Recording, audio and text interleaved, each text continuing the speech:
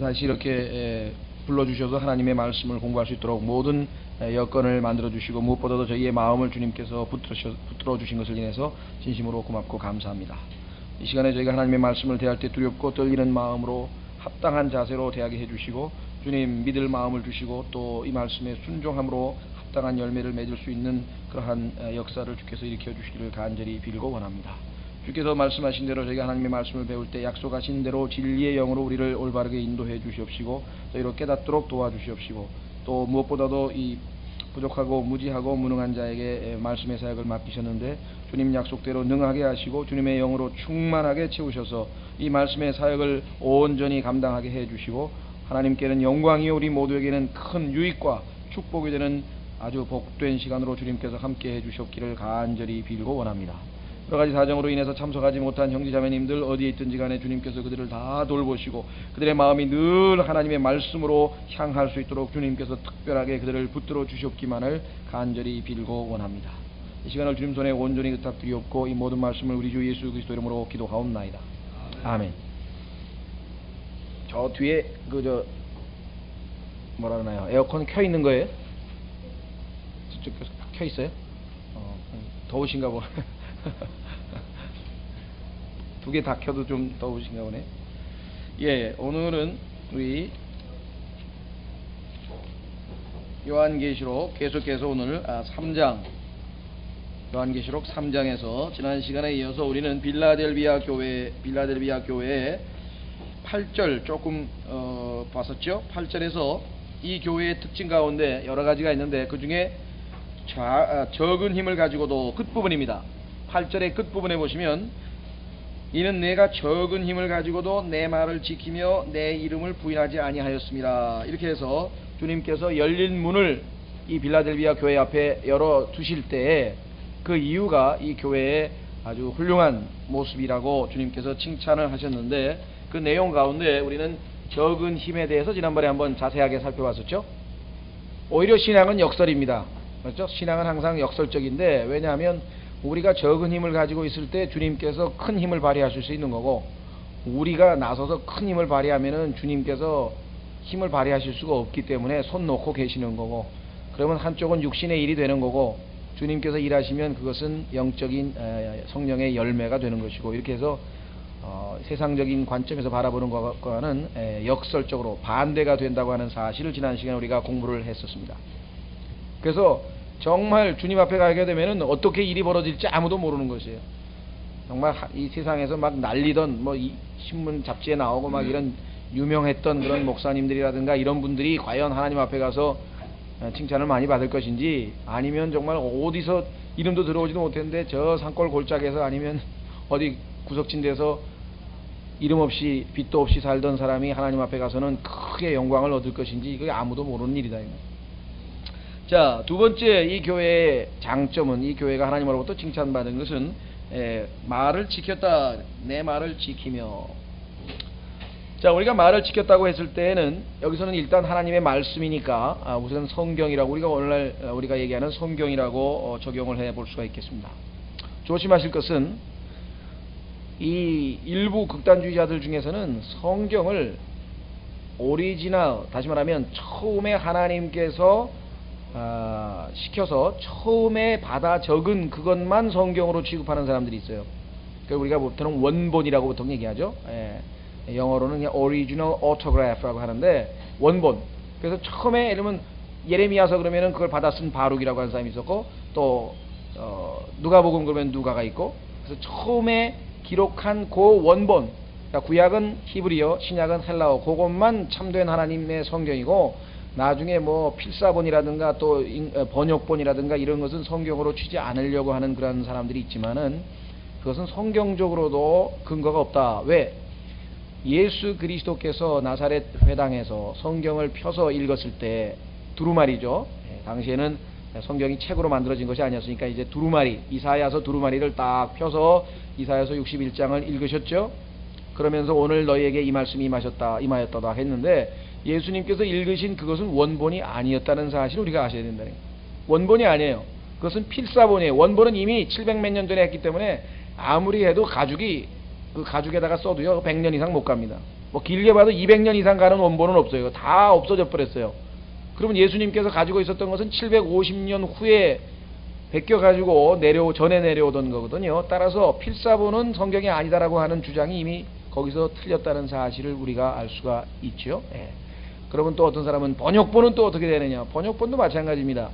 구약에 있는 히브리어 성경을 신약에서 인용할 때는 다 번역을 했습니다. 그렇죠? 구약 성경을 번역을 해서 신약 성경에다가 인용을 했는데 그것을 다 하나님의 말씀으로 인정하고 있습니다. 따라서 번역은 하나님의 말씀이라고 할 수 없다. 이런 주장도 성경적으로 합당치 않다. 자, 그렇다면은 여기가 하나님의 말씀을 지킨다는 뜻은 두 가지다. 첫째는 성경 자체를 빼앗기지 않고 지킨다는 의미도 있습니다. 그래서 이 성경을 숨겨놓고 빼앗기지 않기 위해서 참으로 우리 이 믿음의 선조들이 얼마나 많은 고초를 당했는가.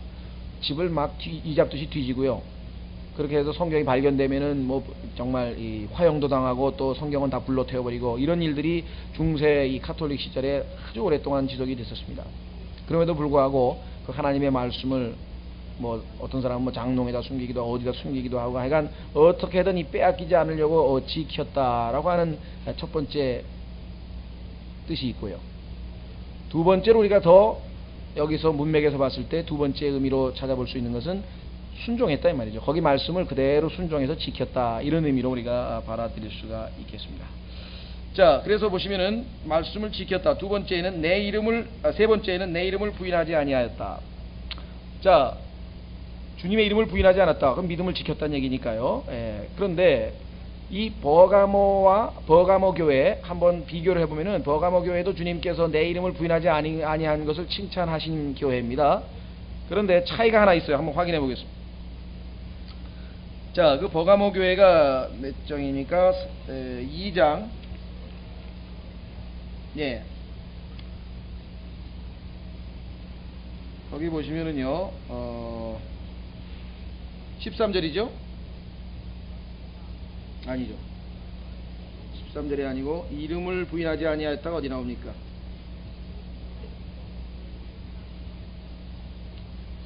소문화가 아니고요. 버가모 교회에 있는 이름을 굳게 붙잡고 거기 나와 있죠. 이름을 굳게 붙잡고 하나 나와 있고 맨 밑에 가면 중간에 셋째 줄에 하나 나와 있고 그 다음에 끝에 나는 믿는 믿음을 부인하지 아니하였도다. 두 가지가 나옵니다. 그렇죠? 예. 자, 그럼 버가모 교회와 이 빌라델비아 교회와를 비교를 해보면은 예수 그리스도의 이름을 붙잡고 지켰다. 또 뭐 예수님의 이름을 부인하지 아니하였다. 그 이름에 관해서는 내용이 같은데 그 다음 내용, 다시 두 번째 내용을 보시면 한쪽은 믿음을 부인하지 아니하였다 이렇게 되어 있습니다. 그런데 한쪽은 말씀을 지켰다 이렇게 되어 있어요. 믿음을 부인하지 아닌 거하고 말씀을 지켰다고 하는 것이 우리가 별반 얼핏 보기에는 큰 차이가 없는 것 같습니다. 그렇죠? 그러나 조금 더 구체적으로 들어가자면은 우리가 믿음을 부인하지 않았다고 했을 때에는 일반적으로 얘기하는 교리의 틀을 얘기합니다. 예를 들면은 믿음으로 의롭게 된다. 예수 그리스도의 보혈로 씻음을 얻는다. 또는 죄사함을 받는다. 예수 그리스도께서 우리를 데리러 오셔서 우리가 휴거될 것이다.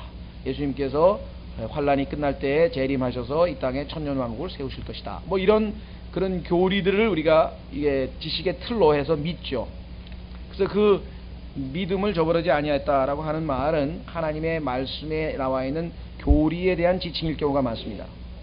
그러나 여기에서 얘기하는 말이라고 했을 때는 더 엄격한 의미에서 단어 하나하나에 대한 집착이라고 볼 수 있어요. 말들이죠. 하나님의 말씀들 이렇게 됩니다. 자, 그래서 우리가 일반적으로 넓은 의미에서의 구원에 관한 교리 또 교회와 관한 교리들을 우리가 잘 공부해야 됩니다. 그러나 성경에서는 더 구체적으로 들어가면은 하나님의 말씀, 영어로 얘기하면 words인데요. 단어 하나하나에 대한 사랑이 그 단어 하나하나를 굳게 붙들고 지키는 그것이 하나님에 대한 사랑의 척도로 하나님께서 정하여 놓으셨다. 그래서 우리가 성경을 읽을 때 쭉쭉 읽지만 어떨 때는 정말 단어 하나하나에 대해서 우리가 관심을 쏟으면서 읽어야 한다. 예를 들면 요한복음을 한번 가보겠습니다. 14장 23절. 요한복음 14장 23절로 가시면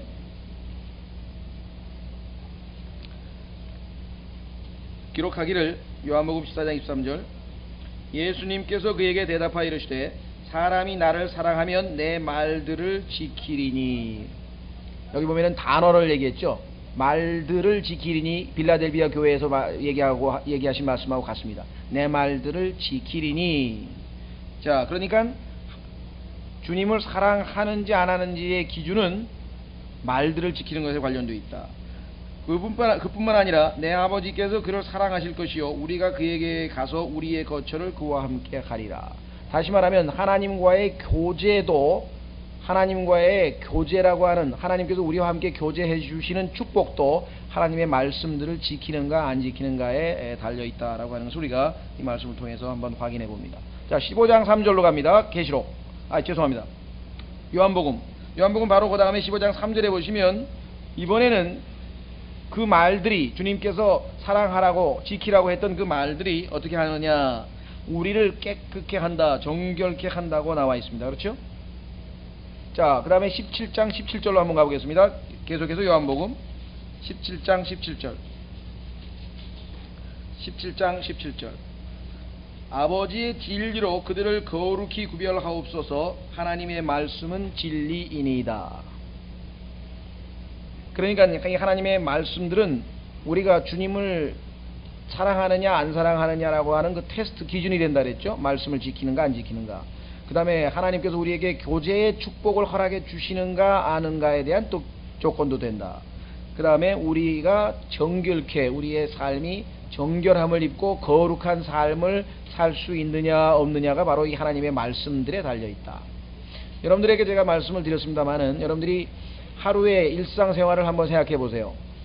하루의 일상생활을 여러분들이 하시다가 뭐 직장생활을 하시는 분은 직장생활을 하시고 또 뭐 자기 나름대로 각자 이제 학생은 학생 일을 하고 바쁘게 지납니다. 그러다 보면 또 뭐 세상 사람들하고 세상 이야기도 나누고 직장 일도 나눠야 되고 또 어떠다가 신문도 보고 뭐 텔레비 뉴스도 보고. 성경에도 뭐 그런 생활하는 것이 죄냐? 죄는 아니죠. 죄는 아닙니다. 당연히 해야 될 일인. 그런 문제는 우리가 그 세속화되는 느낌을 갖는다 이 말이죠. 다시 말하면 하나님의 말씀을 읽을 때와 기도할 때와 설교를 들을 때와 성경 공부를 할 때는 뭔가 깨끗해져 있는 느낌으로 하나님과 굉장히 임재가 좀 가까이 가 있는 그런 느낌이 있지만 살다 보면은 그게 벌써 서서히 약해져 버리죠. 그럴 때 우리가 다시 하나님의 말씀을 펴서 읽고 또 계속 읽을 때 어떻게 해요? 씻겨져 나는 말씀의 물로 씻는 그러한 기능을 우리가 보게 되네. 그래서 다시 하나님에 대한 생각으로 되돌아오고 다시 영적으로 우리가 되돌이키는 그러한 역사를 우리가 하나님의 말씀이 한다라고 하는 것이죠. 예. 자, 계속해서 다시 계시록으로 넘어가겠습니다. 계시록 3장 8절까지 우리가 했고요. 자, 그 다음에 9절로 넘어가겠습니다. 보라. 네, 3장 9절은요 조금 번역상의 문제가 있습니다. 왜냐하면요 지금 여기는 사탄의 회당에 속한 자들 곧 스스로 유대인이라 하나 유대인이 아니고 거짓말하는 자들이 있으니 이렇게 되어 있는데요. 그 사탄의 회당에 속한 자들 그걸 일단 빼고 이렇게 번역을 해야만 정확할 것 같습니다. 즉 어디냐면요 스스로 거기서부터 봅니다.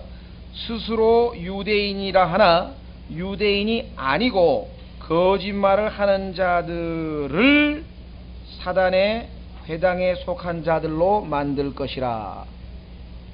왜냐하면 이게 하나님께서 이건 일종의 징계하시는 방법이거든요. 여기 보시면 I will make them 이렇게 되어 있죠. 그래서 제가 이 한글 킹제임 성경을 보니까 거기는 제대로 번역을 했는데 시제를 또 거기는 또 과거 시제로 했더라고요. 여기는 지금 분명히 I will make them 만들 것이니 이랬는데 만들었으니 하고 이렇게 번역을 했더라고요. 그래서 아직도 우리 번역은 조금은 시간이 걸리겠다 싶어요. 왜냐하면 양쪽 다 이 시간에 쫓겨가지고 너무 급히 하다 보니까 인간의 그 교열이 또 워낙 재정적인 뭐 열악한 이유도 있고 그래가지고 좀 영어 킹제임 성경을 번역할 때처럼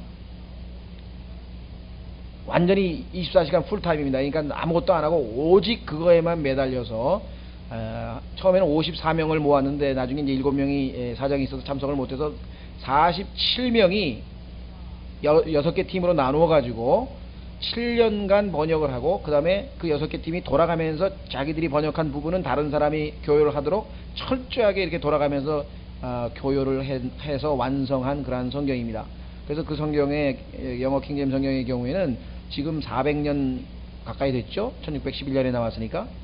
근데 이제껏 단 한 군데의 오류도 입증되지 아니한 완벽한 성경이죠. 그러나 그 이외에 독일어 성경도 그렇고 뭐 러시아어 성경도 그렇고 하여간 번역된 성경들을 보면은 그렇게 철저하게 하나님의 섭리 가운데로 번역된 성경은 없습니다. 전도서 8장 4절에 보면은 기록하기를 하나님의 죄송합니다. 왕의 그렇죠? 왕이 있는 곳에 왕의 말씀이 있는 곳에는 권위가 있다 이렇게 되어 있는데요. 역사적으로 왕의 명령에 의해서 번역을 하게 된 유일한 성경이거든요. 이 킹제임 성경이. 그래서 하나님이 온 우주의 왕이시지만 영국의 왕을 통해서 왕의 명령에 의해서 권위역 또는 우리가 흠정력이라고 하는 성경이 만들어졌다. 제가 이 말씀을 자꾸만 드릴 수밖에 없는 것은 성경에서 성경을 가르치다 보면은 번역상에 문제가 있는 부분을 자꾸만 짚지 않을 수가 없습니다. 정확하게 공부를 해야 되니까 영어 킹제임 성경에서. 그러다 보면 걱정되는 것은 야 그러면 내가 마음 놓고 읽을 수가 없지 않냐, 이게 또 어디가 어떻게 틀렸는지도 모를 텐데 이렇게 해서 지금 그 문제를 좀 마음을 답답해 하시는 분들이 있는 것 같아요. 그러나 그렇게 부정적인 시각으로 보실 게 아닙니다. 개역 성경을 주셨을 때도 그게 완전한 하나님의 말씀인 줄 알고 우리가 애지중지 매일 읽었던 말씀이거든요. 그렇잖아요. 근데 지금 그거보다 훨씬 더 개선된 성경을 주셨는데 뭔 불평이 있을 수 있냐 이 말이에요. 다만 안타깝죠. 영어처럼 그냥 완벽한 성경이라면 정말 내가 막 놓고 그냥 한 군데도 안 틀리니까 읽을 텐데 혹시 이렇게 자꾸만 틀린 데가 가끔 나오게 될 경우에는 나야 뭐 그냥 한글로만 쭉쭉 읽다 보니까 좀 그렇다 이렇게 말씀하시는 분이 있는데, 말씀드리지만 하나님의 허락하시는 뜻을 인정하셔야 돼요.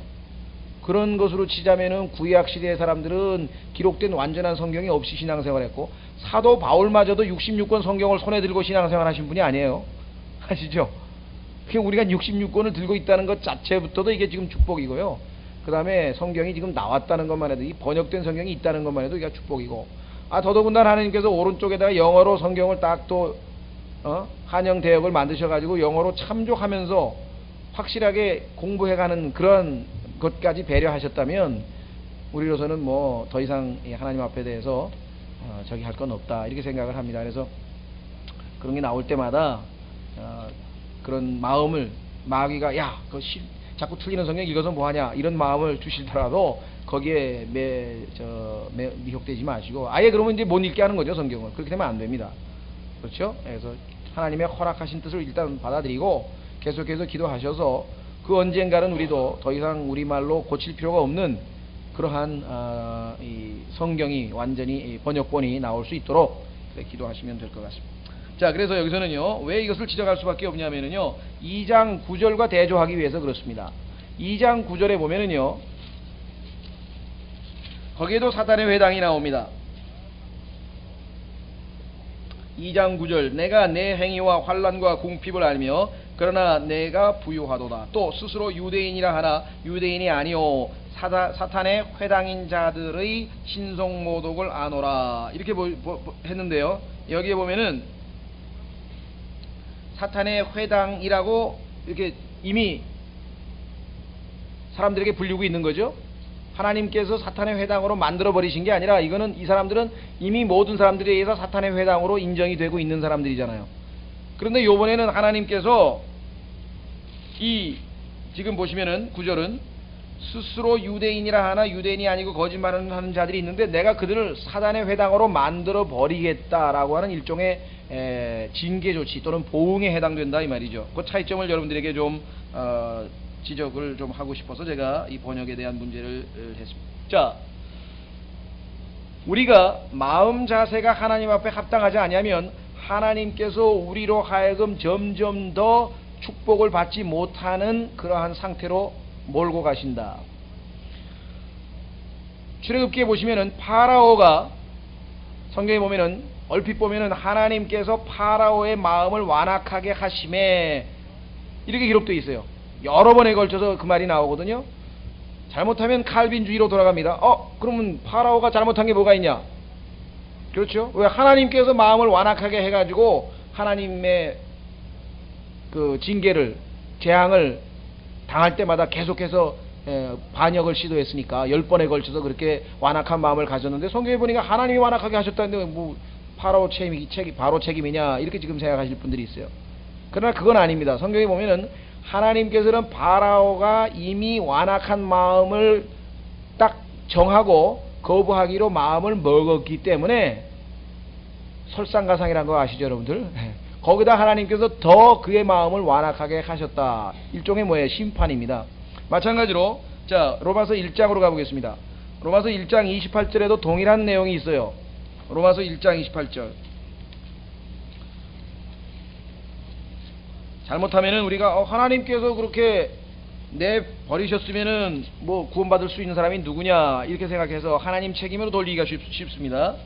로마서 1장 28절에 보시면 로마서 1장 28절 또한 그들이 자기 지식 속에 하나님 두기를 싫어하며 하나님께서도 그들을 버림받은 생각에 내어주사 이렇게 돼 있죠. 버림받은 생각에 내어주셨다. 그러니까 그 하나님께서 내어주신 거 아니냐. 그래서 그 사람들이 버림받은 생각을 한 거 아니냐 이렇게 생각하기 쉬워요. 그러나 그 앞부분에 뭐라고 했습니까? 분명히 누가 시작을 했어요? 그 사람들이 하나님 두기를 싫어했어요. 마음에 하나님 두기를 이미 싫어했기 때문에 하나님께서 거기에 대한 심판으로 그들을 버림받은 마음에다가 내어버리신 것이죠. 그렇죠? 자, 한 군데 더 보겠습니다. 고린도전서 5장. 고린도전서 5장에 보면은 죄를 지은 고린도 성도를 사탄에게 내어주어 이런 말이 나옵니다. 사탄에게 내어주었다. 한번 확인해 보겠습니다. 고린도전서 5장 5절. 고린도전서 5장 5절 이런 자를 사탄에게 넘겨주어 그 육체를 멸하게 하려 하였으니 이것은 그의 영이 주 예수님의 날에 구원을 받게 하려 함이라. 일종의 징계죠. 즉 죄를 지었는데 빨리 회개하고 돌이키지 아니하니까 그러하여금 더 이상 죄를 짓지 못하게 하기 위해서 아예 육체를 죽게 하시는 방법. 예를 들면 누구 있었습니까? 아나니아와 삽비라라고 하는 사람이 사도행전 5장에 보면은 성령을 속이고 하나님을 속였죠. 그래서 결국은 그들을 하나님께서 데려가 버리셨다. 자, 마지막으로 한 구절 더 찾아보겠습니다. 자, 그래서 우리는 하나님께서 처음부터 바로는 마음이 순수하고 하나님께 순종할 각오가 딱 돼 있는데 안 돼. 너는 반역하기로 완악하게 되기로 돼 있어. 이미 정해졌으니까 어쩔 수가 없어 하고 하나님께서 완악하게 하신 게 아니다 이 말이에요. 그렇게 되면은 우리는 칼빈주의자가 돼요. 칼빈주의자. 그게 아니고 하나님께서는 전지하시니까 마음 상태가 이미 비뚤어진 것, 이미 마음에 하나님 두기를 싫어한 것을 알기 때문에 거기에 대해서 심판하신 것뿐이다. 자, 데살로니가 후서에도 나옵니다. 데살로니가 후서 2장 10절부터 보겠습니다. 이 구절도 저는 참으로 하나님께서 우리에게 아주 중요한 진리를 계시해 주신다고 생각을 합니다. 여호와의 증인들은 왜 말도 안 되는 것을 믿을까? 몰몬교도 왜 그런 말도 안 되는 걸 받아들일까? 사람들은 왜 점을 믿고, 그렇죠? 뭐 관상을 믿고, 뭐 하여간 말도 안 되는 거, 아니 가가지고 무슨 뭐 심지어는 뭐 뭐라 그러나요? 뭐 새 한 마리가 뭐 이렇게 쪽지 그 주둥이로 이렇게 쫙 뽑아가지고 보면은 그거 펴가지고 오늘 내 운세가 이렇게 되겠구나. 그걸 그렇게 잘 믿을까? 그게 이해가 안 가는 거예요. 말도 안 되는 짓들인데, 그렇죠? 나중에 적그리스도가 와서 그리스도라고 하면서 그렇게 정말 그런 짓을 할 터인데 그래도 사람들이 그를 다 받아들일까? 우리로서는 그게 좀 이해가 안 가죠? 특히 사이비 종교에 빠진 사람들 이해 안 가죠? 제가 지난번에 한번 말씀드렸지 않습니까? 아니 목사가 너무나 교회를 사랑해서 재정이 부족해가지고 라스베가스에 가가지고 노름을 해가지고 재정을 보충하러 갔다고 그렇게 눈물 흘리면서 간증하니까 그게 우리 목사님처럼 이렇게 훌륭한 목사님이 어디냐고 하면서 막 눈물을 줄줄 흘리는 그 만민중앙교회 성도들이 이게 도대체 성도들인지 미혹된 사람들인지 도저히 이해가 안 가는 일들이 벌어진다 이게. 해답은 여기 있어요 보니까. 이거 왜 그러는가 한번 보십시오. 데살로니가 후서 2장.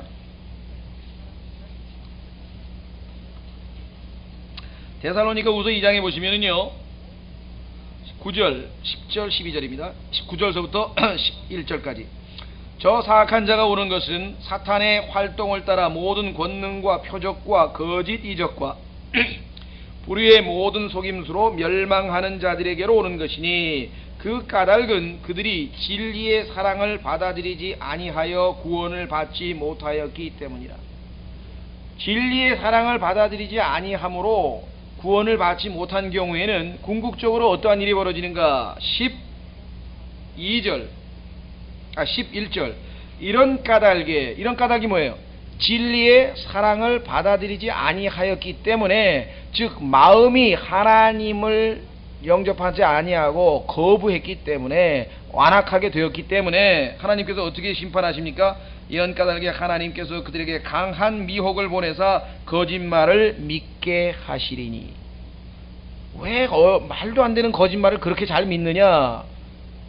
이 하나님께서 믿게 하신다. 자, 여러분들 실제적으로 이해가 어디에 나옵니까? 아합이라고 하는 이스라엘의 왕이 여호사밧이라고 하는 유다의 왕을 청해서, 내가 지금 옆에 있는 나라를 좀 정벌 하러 가려고 그러는데 당신 나하고 같이 가겠느냐? 그러니까 여호사밧은 사실은 영적인 사람이기 때문에, 이 요즘으로 치면 구원받은 사람이기 때문에 구원받지 않은 아합 왕하고는 교제할 필요가 없는데 타락을 해가지고 느슨해져가지고 지금 교제를 하러 갔어요. 문제는 거기서 또 발생했죠. 갔더니 그래도 좀 뭐라 그러나요? 왕년에 뭐 했던 뭐가 있잖아요. 그래서 그냥 전쟁에 나갈 게 아니고 그래도 선지자가 있어서 하나님이 승리를 주실 건지 안 주실 건지 한번 묻고 가야 되지 않느냐. 그래가지고 선지자들을 불렀더니 아주 그냥 천편일률로 뭐라 그랬습니까? 나가십시오. 하나님께서 틀림없이 넘겨주실 겁니다. 승리할 겁니다. 뭐 전쟁에서 이기실 겁니다. 그냥 뭐 전부 다 입에 발린 소리를 전부 다 선지자들이 하는 거예요. 그 중에 제일 유명한 시드기야라고 하는 사람이. 그러니까 여호사밧이 있다가 혹시 이 사람들 말고 다른 선지자 없느냐 물을 만한. 한 사람이 있긴 있는데 이 선지자는 도대체 하여간 내가 와서 뭐 예언 좀 하라 그러면 전부 나쁜 예언만 한다 이게. 안 되는 쪽으로만 예언을 한다 이게. 그랬더니 그러지 마시고 그래도 한번 물어보시자고 그래가지고 미가야를 데리고 오는 장면이 나옵니다. 그래서 결국은 나중에 이제 미가야가 올바른 예언을 했죠. 그런데 그 아합 왕에게 거짓말로 예언했던 그 시드기야를 비롯한 거짓 선지자들은 어떻게 됐는가? 우리가 생각할 때는 어떻게 역사했는가? 그거를 성경에서 비밀을 우리에게 계시해 주잖아요. 어떻게? 하늘에서 회의가 열렸다 이게. 하나님께서 가만히 보니까 아합이 이제 다 됐어. 너무 많이 죄를 져가지고 이제는 하나님께서 심판할 때가 됐어요 이제. 그래서 죽게 즉 심판을 하셔야 되겠는데, 그래서 하나님께서 여기 있는 사람들 중에, 여기 있는 영들이죠 물론 하나님의 그 부하들 중에 누가 가서 아합을 꿰어가지고 전쟁에 나가서 쓰러져 죽게 하겠느냐? 그랬더니 한 영이 있다, 거짓말하는 영이 있다가 제가 나가서 거짓말하는 영이 돼가지고 그 거짓 선지자의 입에 들어가서 거짓말로 예언을 해가지고 그렇게 하겠나이다. 여러분들 사울이 주님의 뜻을 거역하고 결국은 하나님의 버리심을 받았을 때 성경에서 뭐라고 했습니까? 사울로부터 하나님의 영이 떠나가고, 그 다음에 조심하셔야 돼요. 악한 영이 임했다 이렇게 안 돼 있고 하나님으로부터 악한 영이 그에게 임하니라 이렇게 돼 있어요. 하나님이 보내셨다는 거예요 악한 영을. 무슨 말 아시겠죠? 자, 여기서도 그래서 우리가 계시록 3장에 보니까 이들을 사단의 회당으로 하나님께서 만드신다고 하는 의미는 성경 전체로 봤을 때 일관성 있는 합당한 교리다, 올바른 말씀이다 이 말입니다. 하나님께서 그들을 그렇게 만들어 버리신다는 얘기는 심판의 의미가 있는 것이지, 하나님께서 원인을 제공해서 그들로 하여금 그렇게 잘못된 길로 인도하신다는 그런 뜻하고는 거리가 멀다. 그렇죠? 예, 그래서 여기 보시면 오늘날 소위 말하면 유대인들을 흉내내는 사람들 대표적인 경우가 율법을 지키는 사람들이죠. 예, 오늘날 안식교도들, 그다음에 여호와의 증인들, 안식교도도 그렇고 여호와의 증인들도 그렇고 전부 다 신약 성경 계시록 계시록 7장과 14장에 나오는 14만 4천 명을 자기들이라고 합니다. 그런데 아시다시피 그것은 이스라엘의 12지파의 이름이 정확하게 나와 있고 명확하게 유대인들이죠. 이스라엘의 12지파 2,000명씩 12지파의 14만 4천 명인데 유대인도 아닌 사람들이 여기 말한 것처럼 스스로 유대인이라 하는 사람들이 있습니다. 하나님께서 그들의 그 교회, 그들이 얘기하는 소위 말하면 우리가 얘기하는 의미의 교회가 아니라 그들이 말하는 그 교회를 어떻게 만드시겠는가? 사탄의 회당으로 하나님께서 만들어 버리신다 이 말입니다. 여호와의 증인, 그럼 여호와라고 하는 그 하나님의 이름은 붙들고 있죠. 안식교도들도 다 하나님, 여호와, 예수 이런 용어를 다 쓰잖아요. 그러니까 그거는 형식적으로 붙들고 있지만 실제적으로는 예수 그리스도께서 십자가에서 다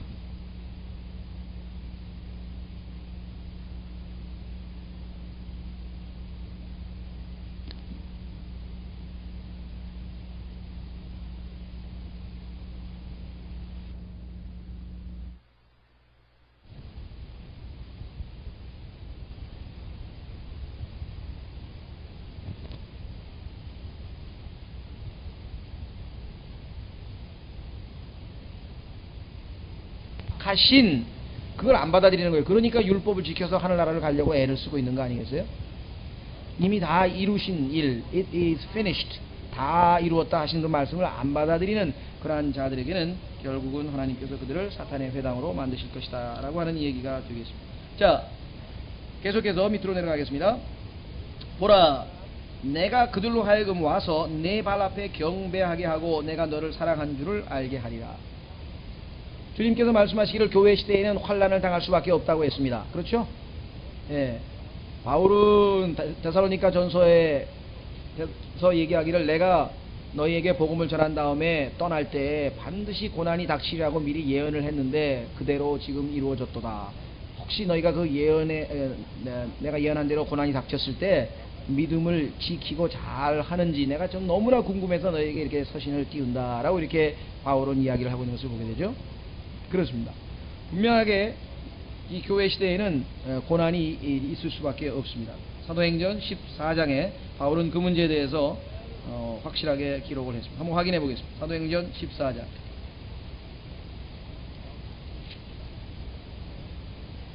사도행전 14장 22절. 이 교회 시대에 우리가 모든 것이 만사형통해서 잘 될 것이라고 이렇게만 생각하는 것은 성경적 기독교하고는 거리가 멉니다. 분명히 주님께서는 말씀하셨고 또 본을 보이셨고 바울도 고난을 받는 본을 보였고 그 다음에 여기에 명백하게 이렇게 기록을 했습니다. 사도행전 14장 22절 제자들의 혼을 굳건하게 하고 믿음 안에 거하라 권면하며 또 우리가 반드시 많은 환난을 거쳐 하나님의 왕국에 들어가야 하리라. 많은 환난을 거쳐 하나님의 왕국에 들어가야 하리라 라고 분명하게 얘기를 했습니다. 자, 여기서 조금 조심해야 될 것은요, 이 하나님의 왕국은 지금 현재 보이지 아니하는 하나님의 왕국이 하나 있고 그 다음에 그 왕국은 예수님이 오셨을 때에도 계속 지속이 됩니다. 그렇죠? 그러니까 이때는 예수님이 오셨을 때의 천년왕국을 얘기하는데 천년왕국은 두 가지 다예요. 물질적인 왕국이면서 영적인 왕국이에요. 왜냐하면 예수 그리스도께서 다스리는 거니까. 그러나 지금 현재는 영적인 왕국인 예수님은 지금 하늘에 가 계시죠. 그렇죠? 따라서 영적인 왕국만 있고 지상 왕국, 눈에 보이는 물질적인 왕국은 지금 세상의 왕들이 다스리지 예수님이 다스리는 게 아니다.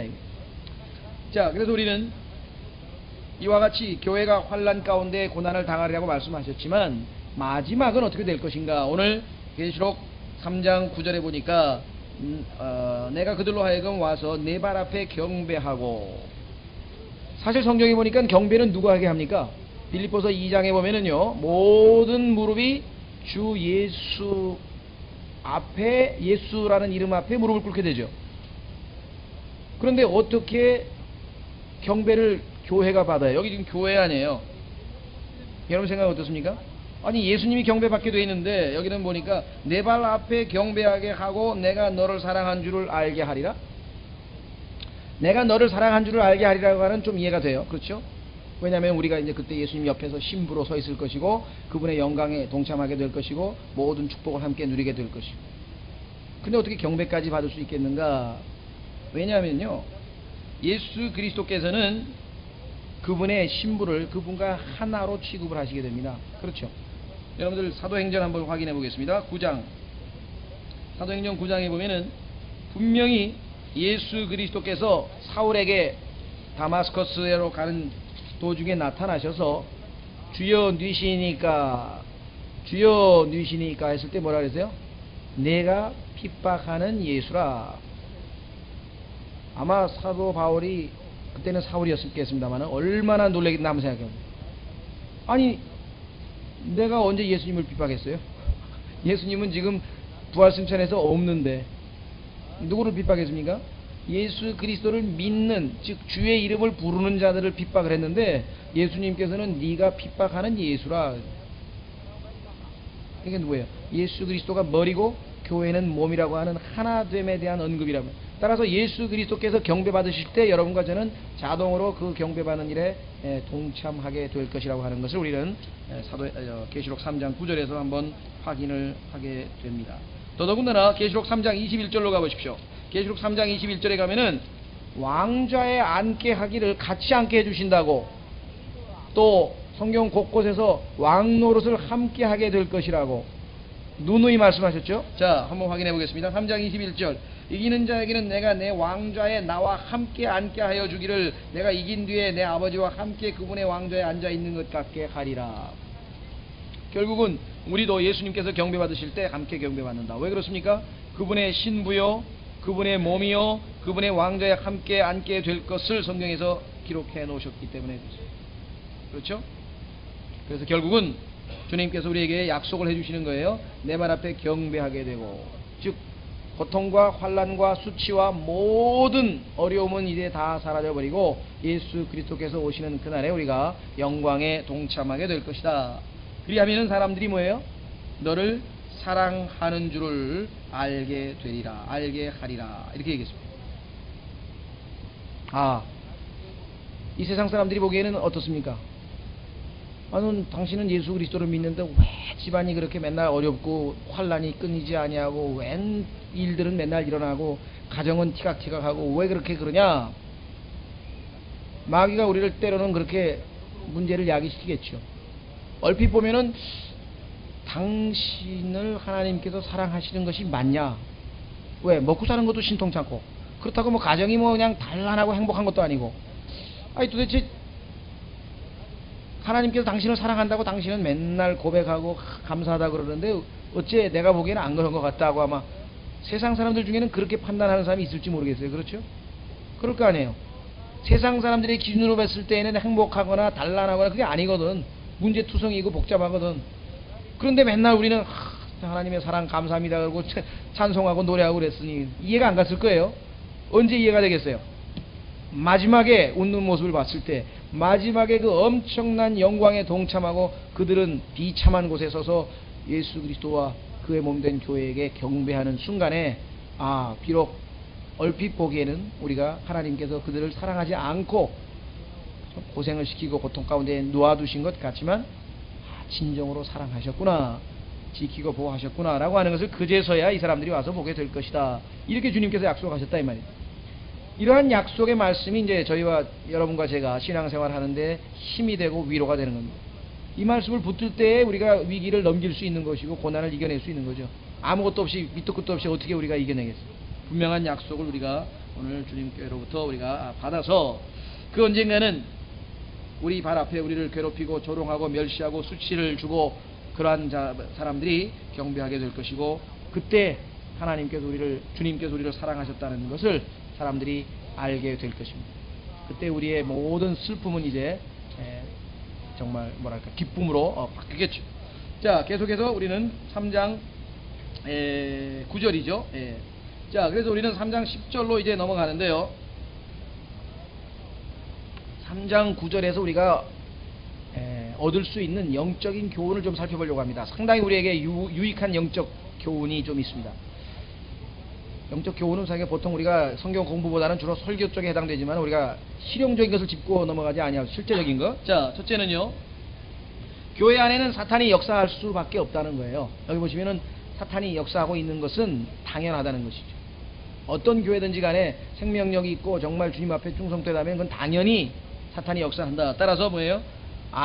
교회 안에 막 이런저런 문제가 여기저기서 터질 때 또 교회가 참 어려운 일에 처했을 때 그것을 우리가 너무나 두려워하거나 공포에 떨거나 아주 정말 낙심을 할 필요가 없다.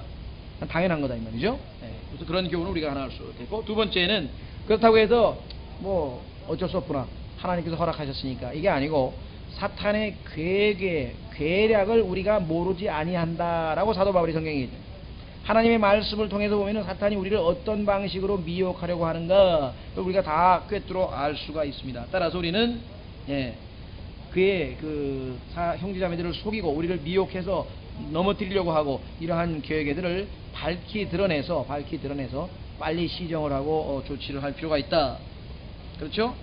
자, 세 번째로 그러한 상황에서 우리에게 필요한 것은 뭐예요? 하나님의 능력에 대한 신뢰다 이거예요. 결국은 당장은 시간이 걸릴지 모르지만 궁극적으로 약속은 뭐라고 해요? 분명히 우리가 영광을 얻고, 반대로 우리를 괴롭히고 사탄이 도구가 돼서 우리를 시험하고 우리를 조롱했던 사람들은 낮춰지고 우리는 높여지게 될 것이죠. 역전이 된다고 하는 사실이죠. 여기 마지막 주님께서 하신 약속. 그래서 내 발 앞에 경배하고 있다고 내가 너를 사랑한 줄을 알게 되리라. 우리는 세 가지 영적 교훈을 3장 9절에서 얻을 수가 있습니다. 자, 그러면은 3장 10절로 가겠습니다. 내가 나의 인내의 말을 지켰은즉, 빌라델비아 교회의 성도들에게 말씀하시죠. 자, 나도 너를 지켜 시험의 시간을 면하게 하리니. 자, 그러니까 우리가 주님께서 오시기를 기다리고 있는 동안에는 인내가 필요한 것이죠. 여기 보시면은 인내라고 분명히 기록되어 있습니다. 그 다음에 시험의 시간이라 그랬어요. 시험의 때라고 번역할 수도 있죠. 그거를 면하게 해준다 그랬어요. 자, 왜 그러냐? 여기 보시면은 시험은 그 밑에 나와 있습니다. 이것은 곧 앞으로 온 세상에 임하여 땅에 거하는 자들을 시험하는 시간이라. 환란이죠. 그러니까 환란이 이 세상에 올 때 우리가 환란 속에서 머무르면서 주님의 보호를 받는다. 일부는 그렇게 가리키는데요. 그건 틀렸다는 거예요. 왜? 시험의 시간, 그 때로부터 우리는 면하게 되니까 휴거가 반드시 그 전에 일어나야 된다는 얘기죠. 왜냐하면 그 시험의 때에 우리가 동참이 안 되니까 휴거가 먼저 일어나고 그 다음에 시험의 때에는 시작이 된다는 것을 우리가 확인할 수가 있습니다. 따라서 환란 전 휴거라고 하는 사실을 우리가 이 구절을 통해서 다시 한번 확인을 해 볼 수가 있습니다. 자, 계속해서 11절입니다. 계속해서 11절. 자, 볼지어다 내가 속히 오리니 내가 가진 것을 굳게 붙잡아 아무도 내 왕관을 빼앗지 못하게 하라. 자, 내가 속히 온다. 자, 하나님께서 오실 때에는 두 가지가 있죠. 하나는 뭡니까? 구출하러 오시는 거죠. 우리를 보호하러 오시는 것. 하나는 뭡니까? 심판하러 오시는 것. 그렇죠. 자, 여기 빌라델비아 교회는 지금 어떻게 돼요? 고난과 환난 가운데 있는 성도들을 데리러 오시는 것이에요. 시험의 때를 면하게 해주시기 위해서, 구출하러 오시는 것이에요. 좋게 해주시기 위해서 오시는 거고, 아까 지난번에 봤던 4대 교회를 한번 보십시오. 4대 교회의 경우에는 뭐라고 얘기하셨나? 기억나시죠? 3장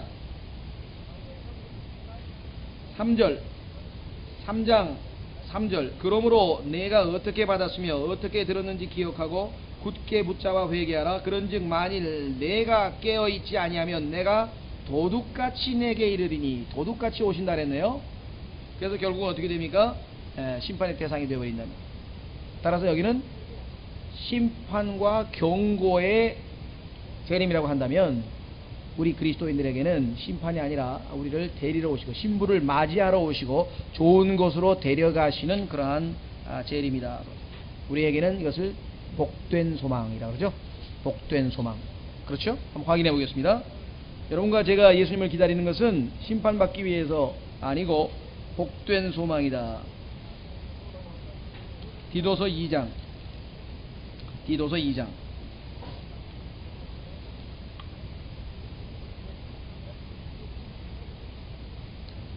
13절입니다. 디도서 2장 13절. 이것도 여러분들에게 제가 일부러 찾아서 같이 읽는 이유는요, 잘못된 성경들에서는 이 구절을 뜯어 고쳤기 때문에 여러분들이 어느 성경 구절들을 뜯어 고쳐놨는가 이거를 잘 좀 기억을 하시라고. 자, 보시면은요, 저 복된 소망, 어떤 소망입니까? 즉 위대하신 하나님 곧 우리의 구원자 예수 그리스도의 영광스러운 나타나심을 기다리게 하셨습니다.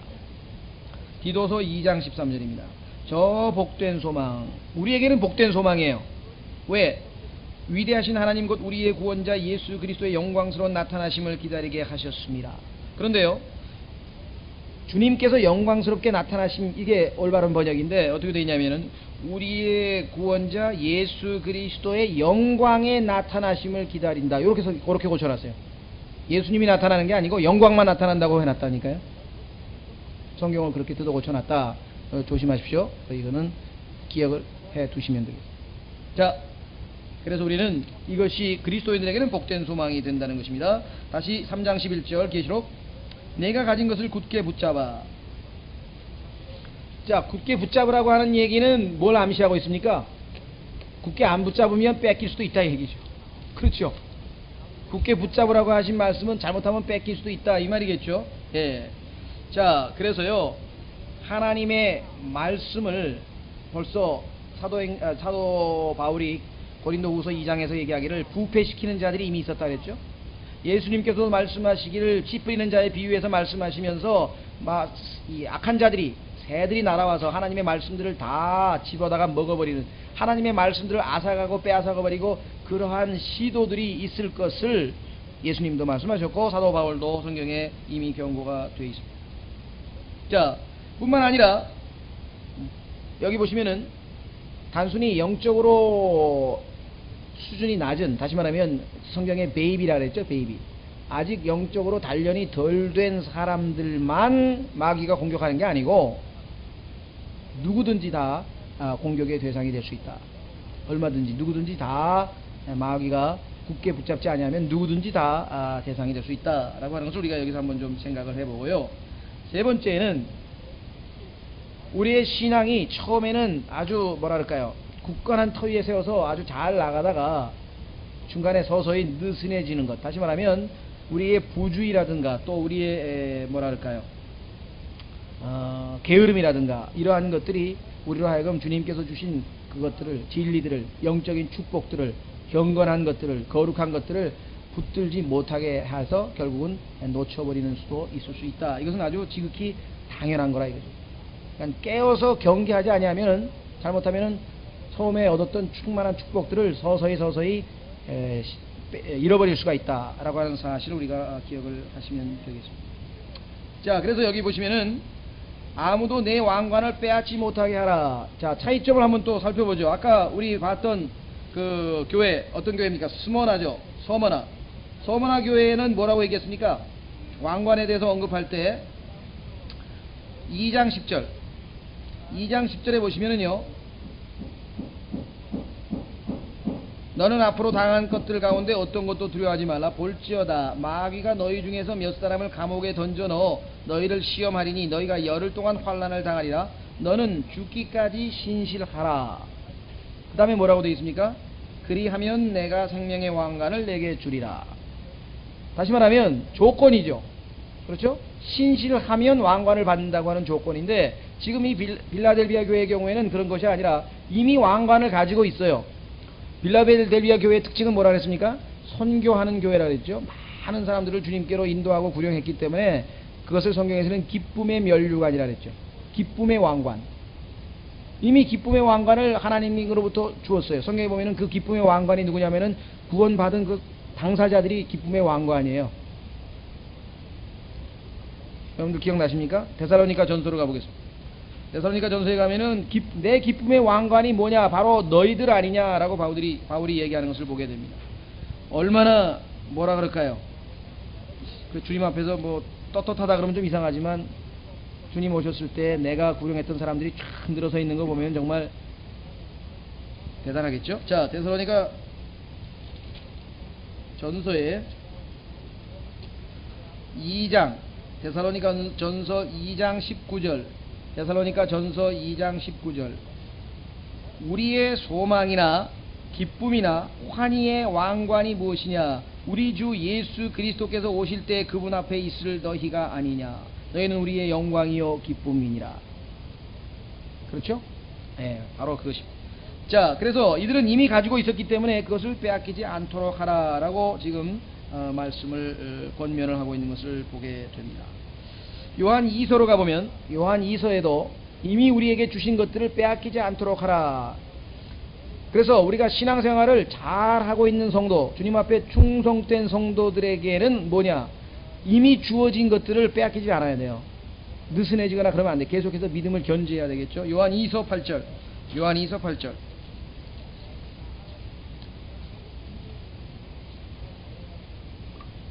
요한 2서 8절. 너희 자신을 살필지니 이로써 우리가 이룬 것들을 우리가 잃지 아니하고 충분한 보상을 받게 되리라 라고 말씀을 하고 있는 것을 보게 됩니다. 자, 계시록으로 다시 돌아가겠습니다. 3장 12절. 계시록 3장 그 다음 절입니다. 12절로 넘어갑니다. 자, 이기는 자는 내가 내 하나님의 성전에서 기둥이 되게 하리니 그가 다시는 나가지 아니하리라. 자, 기둥, 성경에 보면은 기둥이란 말 어디서 읽으신 것 같죠? 예, 교회의 기둥. 그러면서 아주 기둥이라고 하는 건 아시다시피 이 건물을 지탱하는 거 아니에요. 그러니까 그 교회의 기둥들 하면은 가장 영적으로 강한, 그죠? 예, 그러한 성숙된 성도들을 성경에서 기둥이라고 그랬죠. 한번 확인해 보겠습니다. 갈라디아서 2장. 갈라디아서 2장 9절에 보면은 거기에 기둥들의 명단이 나와 있습니다. 갈라디아서 2장 9절. 갈라디아서 2장 9절. 또 기둥같이 여겨지던 야고보와 게바와 요한은 내게 주신 은혜를 깨닫고 나와 바나바에게 오른손을 내밀어 교제를 청하였으니, 여기 나오면은 기둥의 명단이 거기 좀 나와 있죠. 당시 교회의 기둥들이 언급이 되어 있습니다. 자, 그런데 주님께서는 이 땅에서만 기둥이 있는 게 아니라 이 땅에서 신앙생활을 어떻게 하였느냐에 따라 나중에 새 예루살렘에 가서 기둥 역할을 하게 될 사람들이 있다는 얘기죠. 여기 나와 있습니다. 주님께서 말씀하시기를 또 내가 내 하나님의 이름과 내 아버지의 도시 어딥니까? 죄송합니다. 이기는 자는 내가 여기죠. 내 하나님의 성전에서 기둥이 되게 하리니 라고 말씀을 했습니다. 그렇죠? 예. 그래서 이 땅에서 우리의 신앙생활의 여하에 따라 우리가 나중에 가서도 이렇게 기둥의 역할을 하느냐 안 하느냐. 문제는 빌라델비아 교회라고 하는 교회는 주님께서도 말씀하셨지만 적은 힘을 가지고 있었던 교회입니다. 겉보기에는 아주 보잘것없는, 바깥으로 내세울 만한 것이 없는 교회였다는 거죠. 아까도 말씀드렸죠.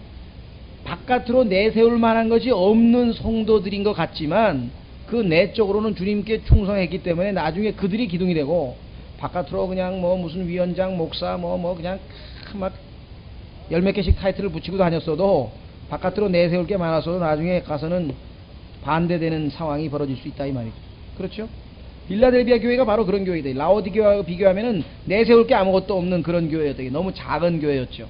그럼에도 불구하고 주님께서는 여기에서 이 좀 나약한 이러한 자들이 나중에는 강력한 그러한 성전을 떠받치는 그러한 기둥 역할을 하게 될 것을 말씀을 하셨습니다. 이것이 성경에 보면은 또한 기본 원칙 중에 하나예요. 하나님께서 이스라엘을 모든 민족들 위에 보다 뛰어난 민족이 되게 하시겠다 그렇게 했거든요. 그런데 그 이스라엘 민족은 왜 하나님이 선택하셨는가? 신명기에 보니까 너희가 이 세상에서 가장 숫자가 적은, 가장 별 볼 일 없는 민족이기 때문에 내가 너희를 들어서 세계에서 최강의 나라를 만들면 사람들이 네가 똑똑해서 그랬다고 안 하고 하나님이 도와주셨구나 그렇게 얘기를 할 거 아니냐, 나에게 영광을 돌릴 것이 아니냐 이렇게 얘기를 했대요. 빌라델비아 교회 경우도 마찬가지 원칙이 적용되는 거죠. 적은 힘을 가졌지만, 자, 고린도전서 1장에도 같은 원칙이 기록되어 있습니다. 고린도전서 1장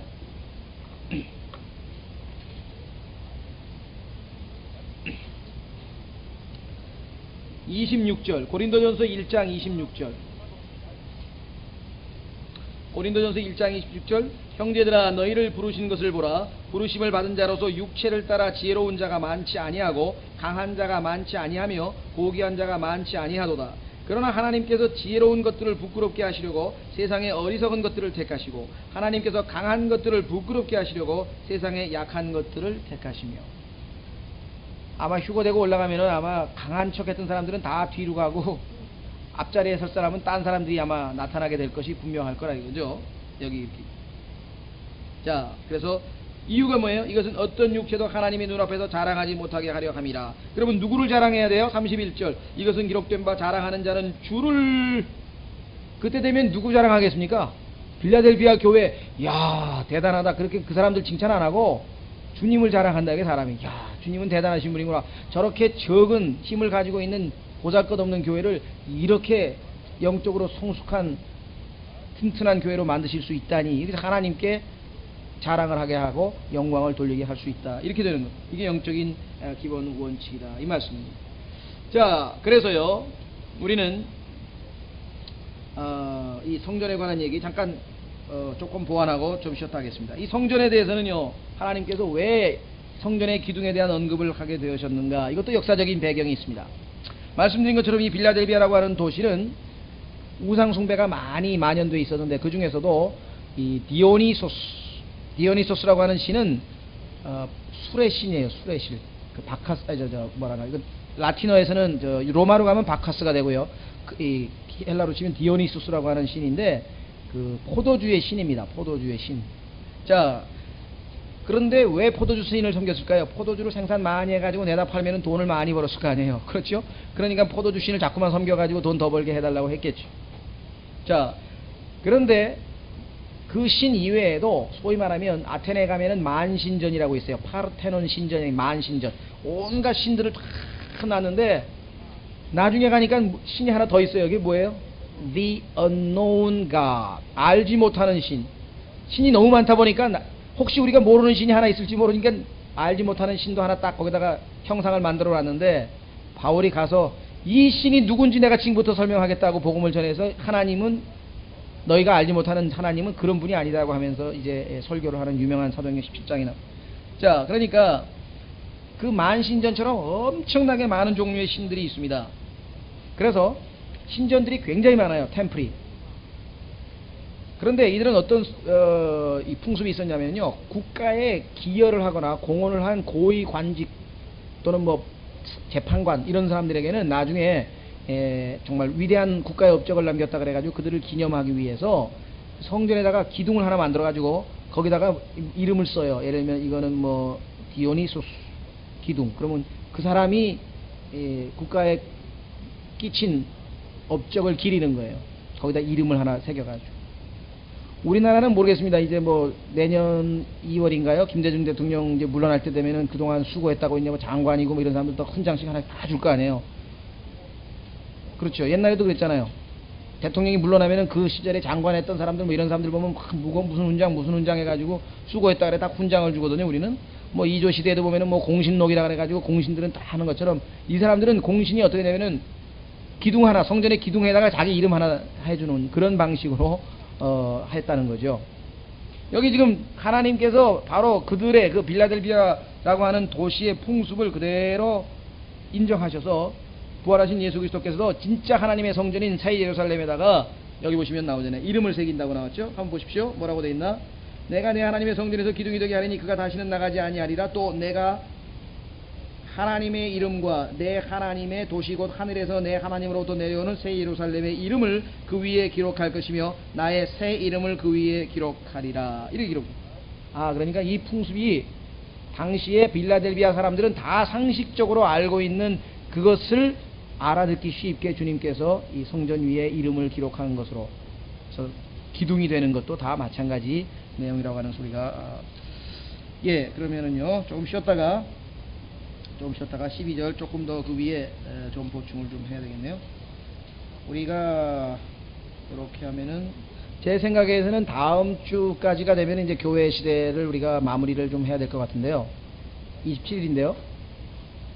여러분 생각 어떻습니까? 너무 더워서 힘드신 방학을 좀 해야 되겠습니까? 아니면 이열치열이니까 열심히 땀 흘려 와서 또 공부를 해야 되겠습니까?